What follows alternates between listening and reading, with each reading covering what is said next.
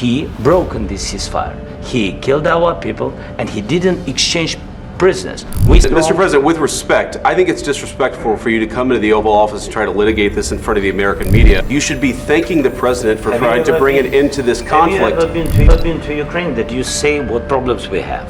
I have been to... Come on. Don't tell us what we're going to feel.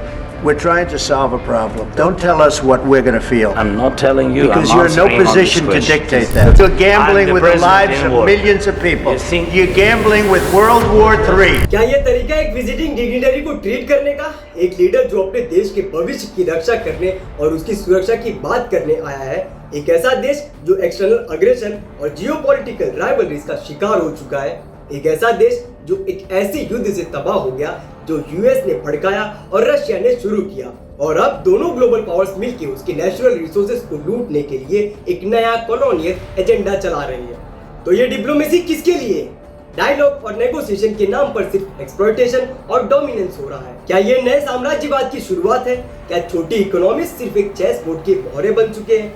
देशों के बीच disagreement होना काफी normal है, लेकिन जब लीडर पब्लिक में एक दूसरे से टकराते हैं तो ये एक सीरियस कंसर्न बन जाता है और कई सवाल उठाता है। यूक्रेन के शांति समझौता के लिए ऐसी टेंशन एक बड़ा सिग्नल हो सकती है। डिप्लोमेटिक एफर्ट्स भरोसे समझौता और समझाने की नीति पर टिकी होती है। सबसे बड़ा सवाल यह है कि अगर अमेरिका अपना सपोर्ट कम कर दे या पीछे हट जाए तो क्या यूक्रेन रशिया के सामने टिक पाएगा? क्या ये दोनों देशों के रिलेशंस के लिए एक बड़ा झटका होगा? और अगर ये डिप्लोमेटिक टेंशन और बढ़ती है तो इसका असर सिर्फ यूक्रेन तक सीमित नहीं होगा, बल्कि दुनिया के पावर बैलेंस पर भी पड़ सकता है। दोस्तों, रशिया पहले यूक्रेन के बॉर्डर पर अपनी सेना बढ़ा रहा है। अगर अमेरिका और यूक्रेन के रिलेशंस और कमजोर होते हैं तो क्या ये रशिया को और ज्यादा अग्रेसिव होने का मौका देगा? क्या अमेरिका अपने फॉरेन पॉलिसी बदल रहा है? ये सिर्फ एक पॉलिटिकल डिसएग्रीमेंट नहीं है, ये एक बड़ा ग्लोबल पावर शिफ्ट हो सकता है।